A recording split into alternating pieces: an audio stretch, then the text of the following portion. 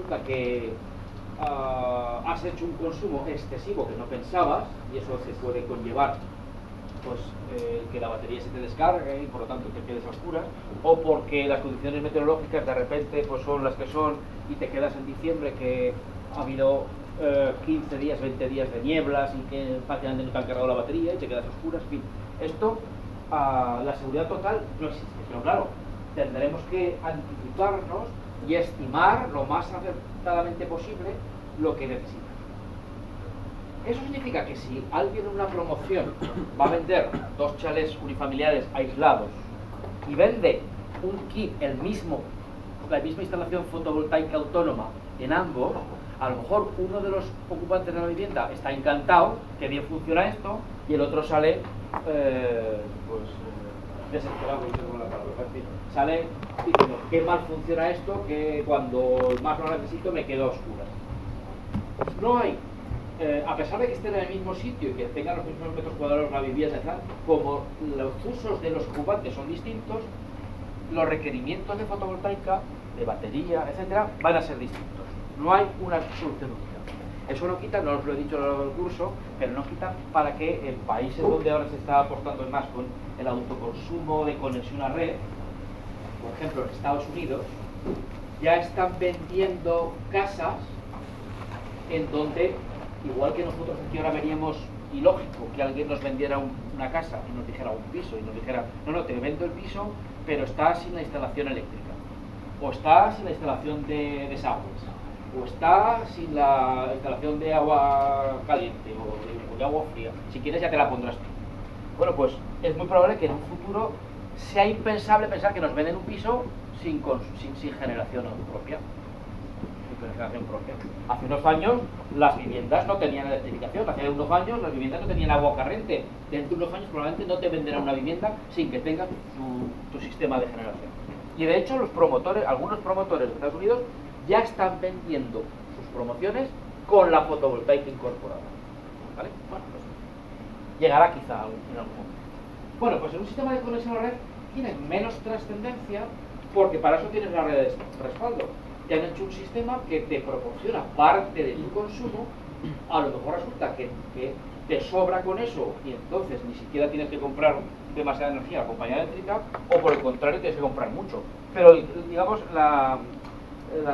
el trastorno será simplemente de pagar una cantidad mayor o menor al final de mes, siempre desde luego menor que si no te lo hubieras puesto. Pero aquí no, aquí el hecho de que de repente se te quede pequeña la instalación supone que te quedas a oscuras, que se te estropean los alimentos, que no puedes hacer una tarea que tienes que hacer, que puede un problema de seguridad, en fin, es radicalmente distinto. Por eso es muchísimo más difícil el dimensionamiento de instalaciones autónomas. Bien, bueno, son un poco, nosotros ya hemos saltado todo eso, ya sabemos que hay unos tipos de instalaciones de conexión y sistemas autónomos. Claro, ¿y ahora qué variables entran aquí en juego? Hombre, pues en primer lugar hay que conjugar dos cosas. Uno, ¿de qué energía, qué recurso dispongo? ¿De qué recurso dispongo? Por lo tanto, en función de dónde me encuentre, voy a tener más o menos radiación anual.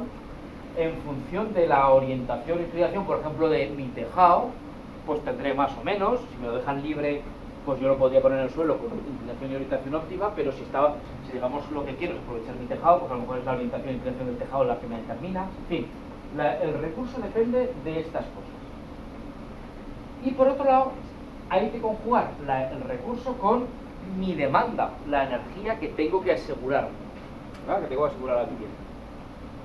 ¿Y esto cómo se hace? Hombre, pues esto es lo más difícil de estimar. Esto no es fácil, lo de arriba no es fácil, pero esto es muy difícil. Y para hacer bien una instalación, lo primero que hay que hacer es preguntar al que va a ser el usuario qué necesitas. Pero qué necesitas idealmente hora a hora a lo largo de toda la vida útil de la instalación. Idealmente. Pero claro, si no tienes eso, al menos que te diga, oye, un día medio, ¿qué necesitas?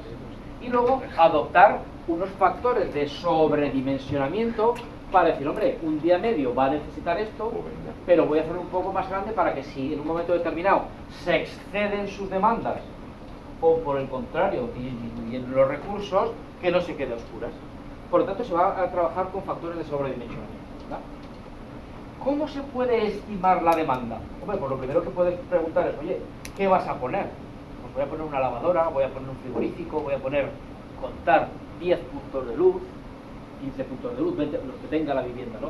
Uno en el pasillo, dos en el pasillo, uno en el baño, otro en la cocina, tres en el salón. Bueno, conocernos, saber por lo tanto la potencia y estimar las horas de utilización. Hombre, pues yo voy a comer fuera todos los días, por lo tanto en la cocina no voy a hacer nada, o no, yo voy a estar permanentemente en mi casa, yo utilizo mucho la iluminación por la noche, o me voy a acostar a las 7 de la mañana, o sea, a las 7 de la mañana. ¿Los transitorios nos importan mucho aquí? ¿Qué? ¿Los transitorios? No, los transitorios de momento no nos van a afectar. Esos términos de potencia, eso es potencia, no energía. El transitorio tiene más que ver con la potencia y no con la energía. Haremos un comentario acerca de la potencia, pero de momento estamos hablando en términos energéticos, ¿vale?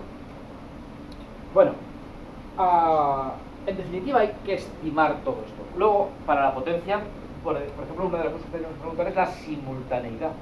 Oye, ¿estos equipos van a trabajar simultáneamente o no? Es decir, cuando tú enciendas la luz de la cocina, vas a tener encendidas todas las otras luces, cuando vas a tener el televisor, pues eso es la simultaneidad. Pero bueno, ahora estamos en términos de energía. Bueno, y entonces, pues como os digo, para el correcto dimensionado tendremos que ver la radiación, las necesidades energéticas, desde luego los equipos a los que yo tengo acceso para decidir. No tengo paneles de 12 voltios, sino que los tengo de 24, en ese sentido que hemos hablado, las restricciones que hay en la zona. Y luego otra cosa importante, el coste. Aquí hay un compromiso entre la fiabilidad y el coste. Podéis dar por seguro que si tú tienes una instalación y la sobredimensionas, es decir, aumentas el coste, la inversión inicial, casi con seguridad, no siempre, porque si la dimensionas mal, solo dimensionas las baterías y no los paneles, pues las baterías no se te van a cargar nunca, por ejemplo. Bueno, pero vamos, en términos razonables, si tú si tú sobredimensionas un sistema, te va a costar mucho más, pero probablemente vas a ganar en fiabilidad. La probabilidad de que te quedes sin carga va a disminuir. ¿Vale? Pues esta cosa es fundamental. Claro, hace unos años costaba muchísimo más la fotovoltaica que ahora. Por lo tanto, algunas de las cosas que se dicen aquí, pues hoy en día diríamos, hombre, es que hoy casi me puedo plantear sin problema el poner un sobredimensionamiento de paneles, cosa que hace unos cuantos años decían, no, vamos a intentar afinar, porque es que poner 2 paneles más supone una inversión muchísimo más grande. Los paneles valían mucho más dinero que valen ahora, y por lo tanto antes esto estaba un poco más comprometido. Ahora las cosas son un poco más alegres, en el sentido de que sigue siendo caro, es decir, la frase sigue siendo cierta, pero ya no tan exagerada como podía ser antes, ¿no? Bueno, pues como os digo, hay muchos métodos. Os voy a enseñar aquí el método que se denomina del mes peor. El método del mes peor consiste en lo siguiente. Es un método que lo que trata es de simplificar la solución. Vamos a intentar, partiendo de que yo no puedo conocer hora a hora el recurso y de que no puedo conocer hora a hora mi demanda, voy a utilizar unas simplificaciones bastante gruesas, de forma que voy a obtener una solución que sea razonable, ¿verdad? Que sea razonable. Bueno, frente a este método existe los más, vamos a llamar, científicos, método de probabilidad de pérdida de carga horaria o pérdida de carga sin más, bueno, en los que el resultado va a ser que tú puedes, a lo mejor te dicen, mira, tú puedes poner este sistema en el que tienes la probabilidad de quedarte sin carga del 5%. O puedes tener este otro sistema en el que la probabilidad de perder carga es del 4%, del 3%, del 2%, que te lo dicen en términos más científicos, para llamarlo así. Aún así, las estimaciones de partida siguen estando. Lo que pasa es que a lo mejor metes la radiación en términos de probabilidad y metes la demanda en términos de probabilidad, es decir, mucho más complejo, como podéis comprender. La pregunta es, ¿y la solución difiere mucho? Pues lo bueno es que si utilizamos esto bien, la solución no difiere. El resultado es prácticamente el mismo. De hecho, probablemente hoy no, en la siguiente vez que abordemos el tema, os plantearé un problema que resolveremos por este método y por estos. Y veremos y compararemos las soluciones. Y veréis que, si lo hemos hecho bien arriba, la solución es la misma. La solución es la misma. Pasa que este es como más científico. Y eso hace que quizá este se vea un poco, se le mire un poco por encima del hombro. Hombre, es que vaya simplificaciones hacemos, incluso a vosotros mismos diréis, vaya cosas que decimos aquí. Bueno, pues creedme que a pesar de que es menos científico, es relativamente intuitivo, utiliza unos coeficientes sobre el pensamiento, un poco dados por la experiencia, pero que claro, el diseñador puede decidir cambiar por su propio conocimiento. Pues a pesar de todas estas cosas, resulta que la solución final no es diferente, no debería ser diferente. ¿En qué consiste el método del mes peor? Pues el método del mes peor dice, mira, voy a plantearme días tipo de cada mes. Ya no trabajaré con 8.360 horas, sino con 12 días tipo. ¿Vale? Es decir, voy a considerar que un día tipo de enero tiene esta radiación. ¿Vale? ¿Qué valor será el día tipo de enero? Pues un día 15 de enero, ¿verdad?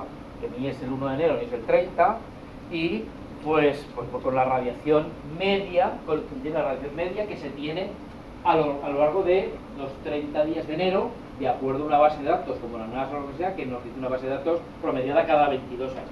Pues bueno, vamos a decir, mira, el día 15 de enero, un día tipo de enero, la radiación esperada es esta.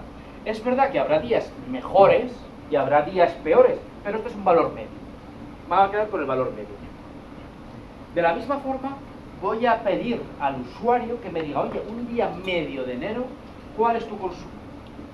Tiene sentido hablar de un día medio de enero porque probablemente en enero no pone en junio no pone la calefacción y en enero no pone el aire acondicionado. En junio tiene muchas más horas de sol y en enero tiene muchas menos horas de sol. Pues es bastante probable que su uso energético sea distinto en enero que en julio, ¿verdad? Pues un día medio de enero, ¿cuándo tendrías que dar la luz? ¿Cuántos puntos de luz darías? ¿Cuánta energía darías? Esto es lo más difícil, no os lo niego, pero lo más difícil para cualquier sistema. O sea, esto es el punto débil de cualquier sistema autónomo.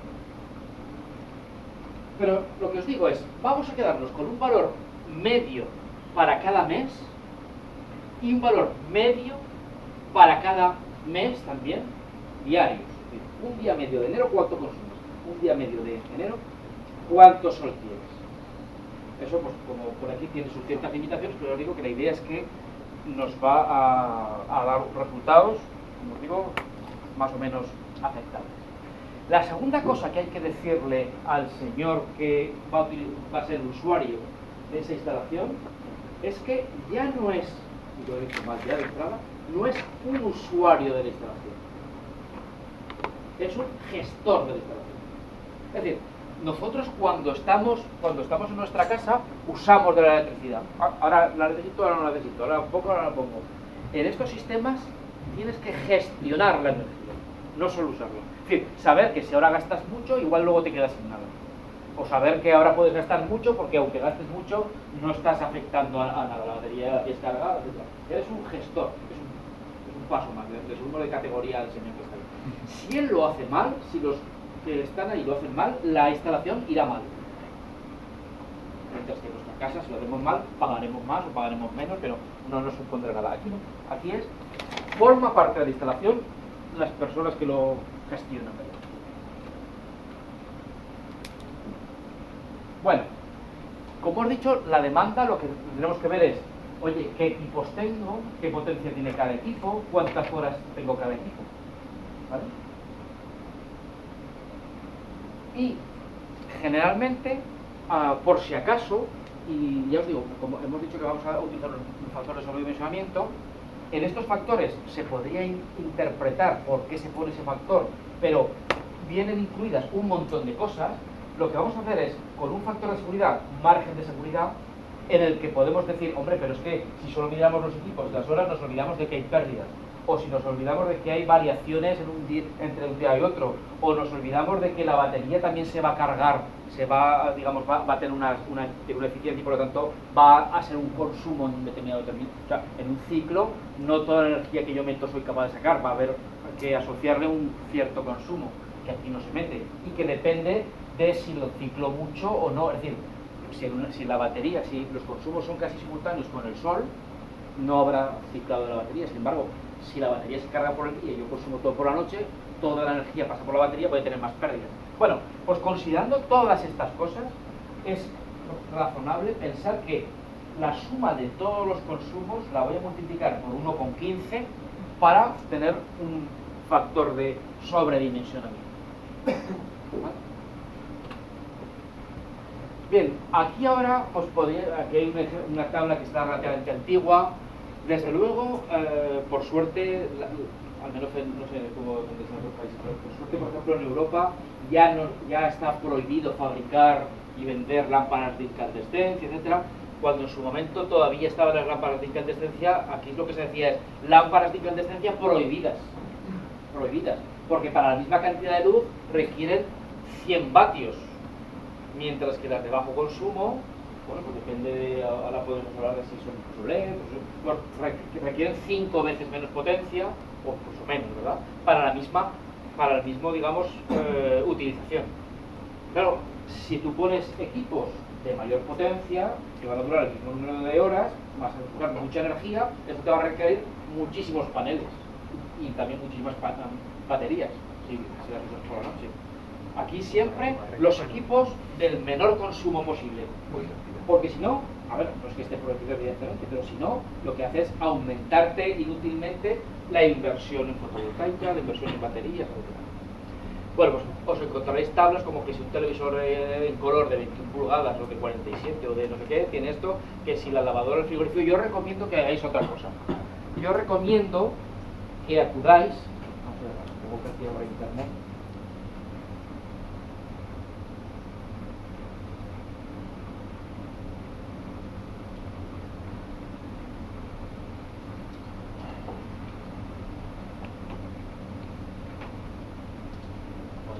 aprovecho para decir que esta clase está patrocinada por el Corte Inglés.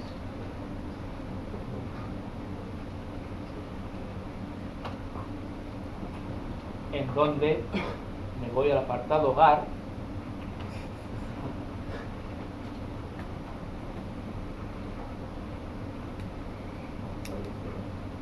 voy, por ejemplo, a ver un frigorífico. Bueno, había hogar o había electrodoméstico.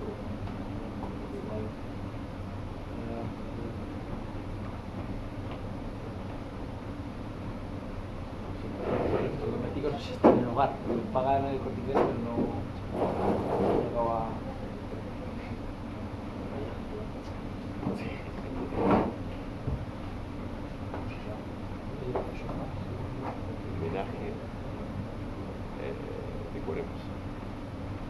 Cuando está en hogar,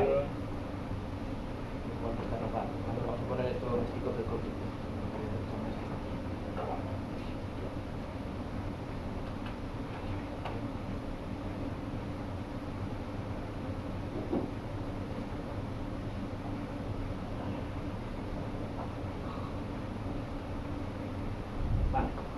Y entonces nos vamos a frigoríficos y decimos, oye, que vamos a poner un combi, uno de 2 puertas, uno de no sé qué.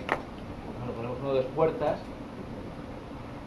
¿De qué marca? Pues por ejemplo, altura, bueno, pues de altura. Pequeñito.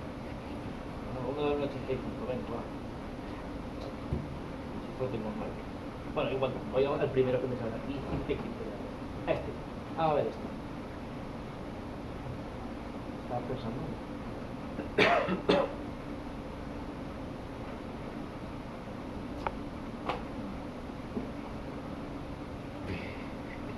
Algo hecho mal, ¿no? Confía en el Corte Inglés. ¿Vamos a pedir esta cosa?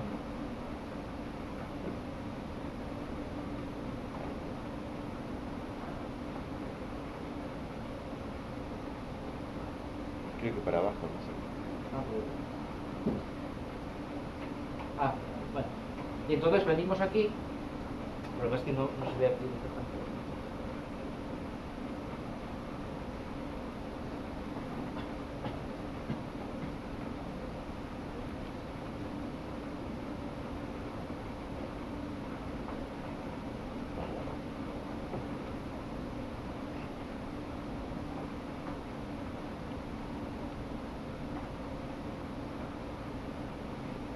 284 Aquí. kilovatios. Efectivamente, esto es lo que me interesaba. 287 kilovatios hora al año. Entonces, pues bueno, puedo yo estimar más o menos que hay un gasto mayor en verano o invierno, o simplemente dividir por 365. El caso es que este frigorífico me consume al año, así un día, me consume del orden de 800 vatios hora. ¿Vale? Lo mismo, cuando voy a una lavadora, me dirá cuánto cuesta un ciclo de lavado. O en un lavavajillas, cuánto cuesta poner el lavavajillas completo. Pues a lo mejor me dice 1 kilovatio hora. Pues vale, la pregunta es, oye, ¿y cuántos ciclos de lavado voy a tener en un día? Pues yo pongo la lavadora cada 2 días, cada 3. Pues un tercio de este consumo lo asociamos a un día medio. ¿Vale? Y así sucesivamente. Es decir, hay equipos donde sí que puedo establecer de la forma de potencia por horas de utilización el consumo, pero otros es más recomendable ir a este tipo de cosas, porque la potencia de un frigorífico, desde luego, pues es un valor que solamente se pone en marcha a lo mejor 4 horas en intervalos pequeñitos. Bueno, pues aquí lo que me interesa es la energía total. La energía total es esta.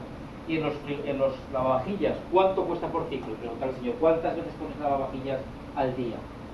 Cada 3 días, pues puedes dividir para 3. En fin, estos son los datos de consumo. Vale, a partir de ahí nos volvemos de nuevo a nuestra presentación.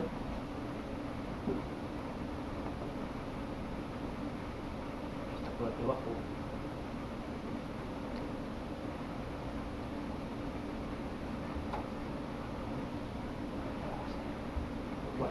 Y vamos a diferenciar entre equipos que consumen en corriente continua y equipos que consumen en corriente alterna. ¿Por qué? Porque los equipos de corriente alterna van a requerir necesariamente un inversor. Los inversores de conexión a red tienen eficiencias muy altas. No sé si os acordáis ayer que tenían del 96 y pico y por encima. Pero los equipos de continua son bastante peores. Si tenemos el dato de la eficiencia final, en el libro tenéis, cuando lo leáis, lo que se llama la eficiencia europea. Lo leéis. Si tenemos datos de eficiencia la consideraremos, pero si no tenemos datos, que es bastante probable, pues nos quedamos con que por cada kilovatio hora que gestiona el convertidor perdemos un 15%, 150 vatios. Es decir, todos los consumos que ha habido en alterna los tendremos que dividir por 0,85, multiplicar por 1,16. Bueno, por 1,15, bien. Bueno, de forma que, entendiendo que los consumos en continua son consumos en continua al mismo valor de tensión que van a trabajar las baterías, por lo tanto que no requiero convertidor. Si requiriera convertidor también pondría esto. De forma que yo voy a estimar, por lo tanto, los consumos en continua más los consumos en alterna, sumando las pérdidas que son asociadas al inversor, sumo todo eso y tengo los consumos totales. Todo esto, insisto, está en el capítulo 5. Esto lo veis en el capítulo 5. Pérdidas, consumos totales. Ya tenemos estimados los consumos. No sé si lo habré hecho muy bien o muy mal, pero eso es una cosa fundamental. La segunda cosa que tengo que hacer es estimar la radiación. ¿Cómo estimo la radiación? A partir de bases de datos, de tablas, en concreto para la orientación e inclinación a la que voy a poner mis paneles. ¿Vale? Ya conozco la radiación. ¿Ya lo que voy a hacer? Voy a hacer una tabla .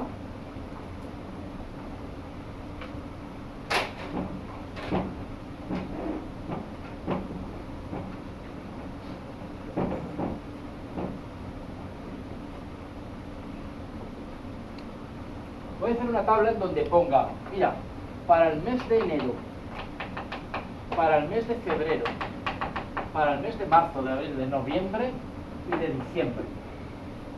Los consumos son de un día medio de enero este valor, que no tiene por qué ser igual de febrero, al de marzo, al de abril, 12 valores.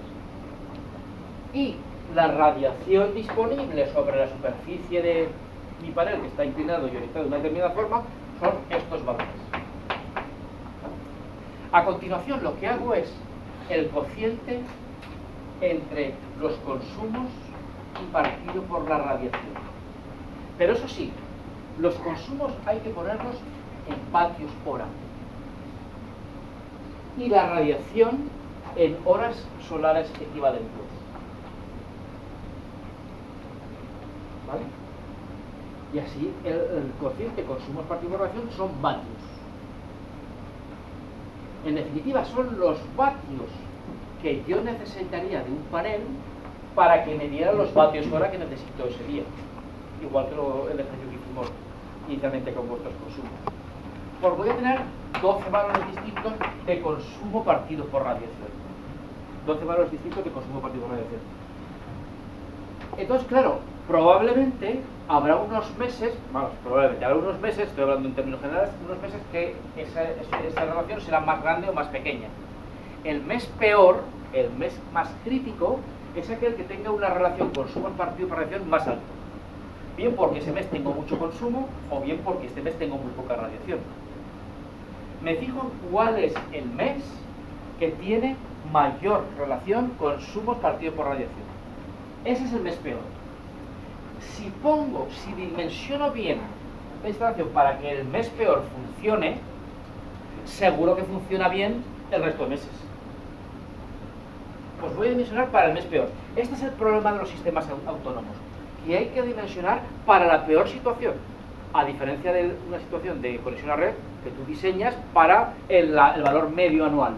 No, aquí es para el mes peor, porque te sirve de poco que funcione muy bien unos meses y luego hay otros meses que te deja oscuras, ¿verdad? Es para el mes peor. Y desde luego, si dimensionamos para el mes peor, seguro que los otros meses voy sobrado.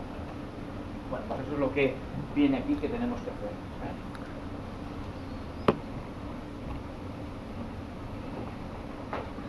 Lo tenéis en el texto.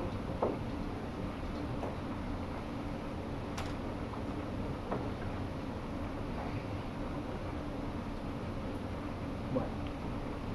Vale. Entonces, ahora selecciono cuál es el mes peor. Supongamos que para una aplicación normal el mes peor es un mes invernal. Pero es que para una aplicación de riego igual es un mes de verano el peor, porque no quiero regar en diciembre. El mes peor a lo mejor es un mes de julio. No hay mucha radiación. Si tengo más requerimiento energético en julio, pero tengo que regar más, puede ser que el mes peor sea julio. Bueno, en cualquier caso, elegimos el mes peor. Y ahora, la cantidad de potencia de captación que yo requiero, potencia de los paneles, coincide con 1,1 veces. Y este factor de 1,1 es un sobredimensionamiento que tiene, como os digo, varias interpretaciones, ¿verdad? Se puede decir, hombre, es que el panel progresivamente va a ir decreciendo su potencia. No quiero que me valga el primer día, sino que me valga a lo largo de toda la vida útil. También podéis entender, es que además el panel cuando me lo venden de 85 vatios igual resulta que me da solo 83 porque, digamos, por la garantía de potencia. Podéis incluso entender, bueno, si el mes peor es verano, tengo que poner un cociente más grande porque en verano el efecto de temperatura es más fuerte, me decae más la potencia del panel. Este cociente suele estar bien para cuando los meses son los de invierno, en los cuales los paneles rinden hasta más de lo que decía el fabricante en algunas horas. Bueno, pues la potencia de captación es 1,1 veces el valor consumos partido por radiación máximo. Esa es mi potencia de captación, mi potencia requerida. No es lo que pone en la Claro, este número probablemente no será un número entero. Probablemente no será ni un número entero. Ahora lo que tengo que ir yo es a elegir un panel. Digo, oye, voy a probar, tengo posibilidades de comprar el BP585 o el BP no sé qué, o el Corel y no sé qué, un montón de paneles. Cada uno de ellos tendrá una potencia, que aquí la llamamos, esto viene de un método que tiene bastantes años mantenido las letras, pero la verdad es que las letras no eran precisamente muy adecuadas. Pero bueno, llaman C a la potencia del panel, ¿vale? La potencia del panel.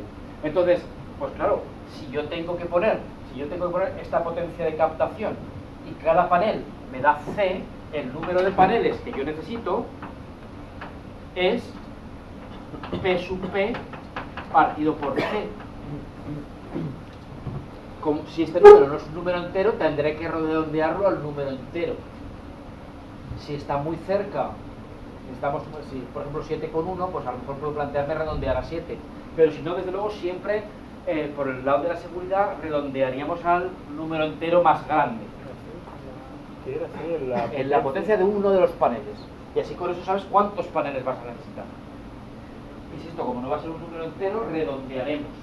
En principio, a no ser que estemos hablando de 7,1, redondearemos el número entero más grande.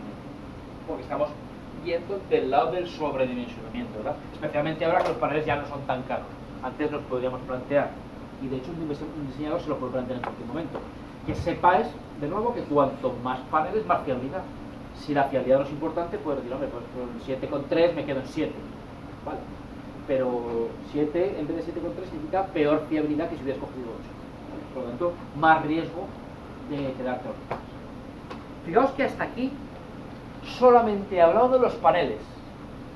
Y lo que he hecho ha sido que asegurarme de que en un día medio los paneles que yo pongo proporcionan la energía que yo necesito.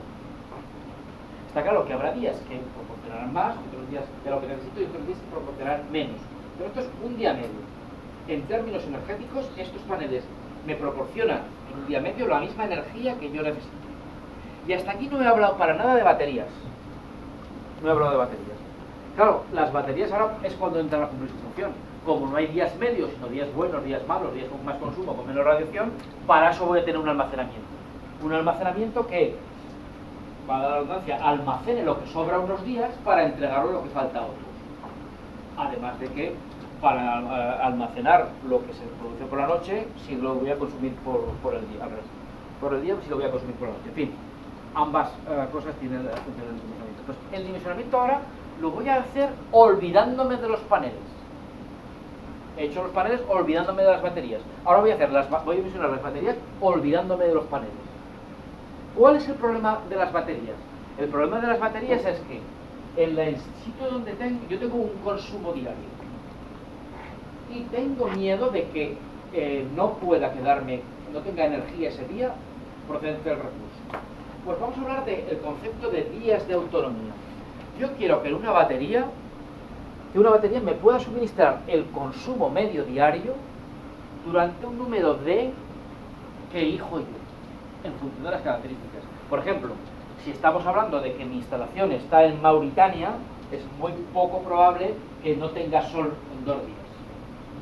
¿Vale? Muy poco probable. En cambio, si estoy haciendo un refugio de montaña, es bastante probable que no tenga sol en 15 días. Y dependerá de dónde estemos. Por lo tanto, ese número es elección del diseñador. Cosa habitual el hablar de entre 4 o 6 días, incluso valores superiores para la electrificación rural. Aunque durante 6 días no haya recurso, yo quiero abastecerme procedente del sol. Claro, el cambiar el número de días de autonomía ya podéis entender que va automáticamente ligado al tamaño que va a tener la batería. Si yo quiero algo que me dé 2 días de autonomía, va a ser así. Si quiero que dé 4, va a ser el doble de grande. Por lo tanto, la inversión. Bueno, aplicaciones que llama aquí profesionales es probable que, un fallo de suministro tenga repercusiones más gordas. Y por eso suelen tener un número de autonomía mucho más alto. Por ejemplo, un sistema de telecomunicaciones igual hasta 17 días, 18 días, en fin. El coste inicial es un poco lo de menos. Lo que queremos es que esto sea una cosa fiable y que si nos quedamos 15 días sin sol, pues que los usuarios de Movistar no se queden sin teléfono. Bueno, ¿sí? Se dispara. También es verdad que en este tipo de aplicaciones se suele utilizar níquel-cadmio, este es bromoácido, pero bueno. Bien, esto es un día que elegiremos nosotros en función de nuestro conocimiento de la climatología del sitio y de la importancia del consumo, ¿no? ¿Hay algún valor en particular para saber qué tan oscuros son tus días o qué tan nublados? Hombre, tendrás que ir al sitio y preguntarle al señor: oiga, vas a Mauritania, oiga, aquí hace muchos días, llueve muchos días seguidos. Y si después de reír entiende lo que te está diciendo, dice, pues entonces un día de autonomía, simplemente para que lo del día lo puedas suministrar por la noche. Ahora vas al Pirineo y te puedo decir, pues aquí la verdad es que, o vas a Lérida y te dice, aquí hay días que hay una niebla, que Lérida es un pueblo, una ciudad cercana que es Lleida, una ciudad que tiene bastante niebla, ¿no? Bueno, el propio Zaragoza tiene bastante niebla, porque hombre, eso es conocimiento local, es decir, no hay una regla fija. Porque con las bases de datos de radiación no se puede ver esto, ¿no? Hombre, en definitiva, las bases de datos algo tienen que ver con eso, ciertamente algo tienen que ver con eso, pero tú lo que tienes que plantearte es que ahora ya no estás hablando de días medios, porque da igual que al cabo del mes, ¿verdad? Un día medio promediado durante 22 días, pasa esto como para que localmente de repente tienes unas nieblas muy persistentes que se te escapan de lo que era el día medio, ¿no? Vale. Bueno, pues eso, entonces no hay una regla. Como siempre, en caso de dudas sobredimensionadas, más inversión, más fiabilidad.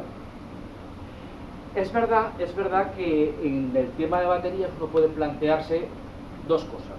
Uno, que también las baterías pueden ser modulares, puedes, si te das cuenta de que son pequeñas, puedes ampliarlas, ¿verdad? Pero hay otra cosa, y es que según qué aplicaciones se recomiendan los sistemas híbridos. Es más, aunque no sea, digamos, exactamente lo que nosotros proponemos con este máster, puede que sea muy conveniente en algunas aplicaciones contar con un grupo electrógeno de reserva, pequeñito. Que lo ideal es que no lo uses nunca, perfecto, pero que en un momento determinado te sacan un apuro, enciendes unas horas el grupo electrógeno, recargas a tope la batería y ya estás tranquilo. Entonces, la idea es que solo uses una cantidad minúscula de horas del grupo diésel, pero en un momento determinado te reduce el sistema fotovoltaico, te reduce el número de baterías, es decir, te reduce la inversión y pues te saca de un apuro rápidamente. Oye, mira, estoy viendo que las baterías se me han agotado, esto no tiene perspectiva de cambiar, mañana necesito tener iluminación, tírate el grupo electrógeno. ¿Vale? Entonces, no lo despreciéis. En instalaciones donde consideréis que el número de baterías se nos dispara, oye, pues pones unas pocas menos y grupo electrógeno. Vale. Después lo siguiente que hay que decidir es a qué tensión se trabaja. Hay veces que viene dado por los consumos. Oye, mis consumos son necesariamente 12 voltios, pero no es lo habitual. Lo habitual, para las aplicaciones, por ejemplo, domésticas. Para las aplicaciones domésticas, ¿qué es lo habitual? Oye, pues yo quiero trabajar como si estuviera en un sistema normal y corriente. Es decir, yo quiero comprar mis ordenadores, mis televisores, mis equipos electrodomésticos, pues para 230 voltios de alterna. Pues eso significará que tú pondrás un convertidor continua alterna y lo que me están preguntando aquí no es la tensión de la utilización, sino la tensión a la que vas a poner las baterías. ¿Vale? Entonces, en sistemas chiquitines habitualmente pondremos 12, 24, en sistemas grandes podemos pasar a 48 y luego poner un inversor. El razonamiento es lo mismo, sin haber ninguna regla escrita. El razonamiento es que si tú sabes que la potencia de tu instalación va a ser, por ejemplo, de 1000 vatios, ¿verdad? Si tú trabajaras a 12 voltios, te obligaría, vamos a poner 1200 para usar el dinero redondo, te obligaría a tener 100 amperios. 100 amperios es un cable demasiado gordo, ¿verdad? Unas paredes demasiado grandes, demasiado feo, bueno. Por lo tanto, recomendable, 12 voltios no me parece razonable, paso a 24. 50 amperios, hombre, pues 50 amperios ya sigue siendo un cable gordo, feo, costoso. 48 voltios. Pues ya estamos hablando de, si no he hecho mal las cuentas, de 12 amperios. Las instalaciones de nuestra casa están hechas con cables para 16 amperios. Las de nuestras cocinas están hechas con cables para 25 amperios. Las cosas son razonables. Entonces, en función de la potencia, evidentemente elegiremos unos cables más gordos, es decir, unas extensiones más grandes u otras. ¿No? Entonces, bueno. En principio ese es el criterio para selección de la tensión. Puede haber otros. Por último, ¿cuál es la cantidad de baterías que necesito? Es decir, a esa tensión que yo he elegido de trabajo, ¿cuál es la capacidad en amperios hora que tiene que tener? Pues la capacidad en amperios hora, con el C100 si queréis, porque estamos hablando 4 o 6 días de autonomía, si son 6 todavía estamos en el lado de seguridad, pues sería, no se ve muy claro, un 110 o un 1,1 como prefiráis, que es un factor de sobredimensionamiento, por el consumo medio diario, por el número de días de autonomía. Fijaos que el consumo diario por el número de días de autonomía es la cantidad de energía que quiero sacar de la instalación, mayorada en un 10%. ¿Vale? Si yo tengo un consumo diario de 1 kilovatio hora y quiero satisfacerlo durante 5 horas, o sea, 5 kilovatios hora es la cantidad de energía que quiero sacar en un momento determinado de la batería. Claro, esto tal y como está, si esto está en vatios hora y día, el resultado está en vatios hora día. Si divido por voltio, estamos en amperios hora. Perdón, día ya no, esto está en vatios hora día, dividido por número de días en vatios hora. Si divido por la tensión del sistema, ya estamos en amperios hora. Pero acordaos que lo que decíamos es que toda la energía que quiero sacar, cuando yo la saque, todavía no quiero agotar la batería, quiero que todavía quede un estado de carga mínimo que me recomiendan que no sobrepase. Entonces, esto hay que multiplicarlo por la profundidad de descarga. ¿Por qué 110? Que aquí se llama N, que 110 es un 1 con 1. Ahora te hablaré. O sea, un 1 con 1. Un factor de sublimentación 1 con 1. 110 en tanto por ciento. ¿Y por qué? Porque M, que es la profundidad de descarga, vamos a ponerla en tanto por ciento. Pero vamos, si prefieres poner aquí 0,7, pues esto es un 1 con 1. Esto es lo que esta M, profundidad de descarga máxima admisible, es la que os dije que Didal recomienda que sea del 60%, un 0,6 si preferéis, en aplicaciones donde las descargas son muy frecuentes, o de un 80% en descargas esporádicas. Es decir, este número te puede variar entre el 60 y el 80, es tu elección. Si en vez de poner aquí 110 pones 1 con 1, 0,8, entre 0,8 y 0,6. Pues aquí está puesto 0,7 en su caso intermedio. Y dice, otras baterías se permiten profundidades de carga superiores al 90%. Las de níquel cadmio no hay problema en descargarlas mucho más, y por eso esto será un 0,9. Entonces aquí es la profundidad de descarga, que aquí aparece como... Perdona, ¿la C es la capacidad de acumulación? No, esta. A la izquierda. Esta es la... Ahí la llama como Q, que para no liar con esa. Esta es la capacidad en amperios hora que tiene que tener la batería. Y esto es la profundidad de descarga máxima que tú admites.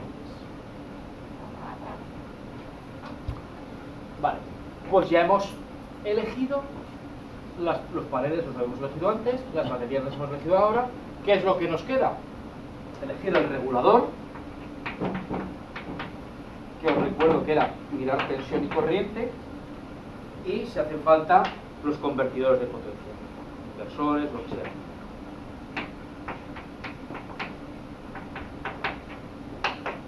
¿Vale? Bueno, luego haremos un ejercicio, un ejemplo, para que lo veáis todo esto numéricamente.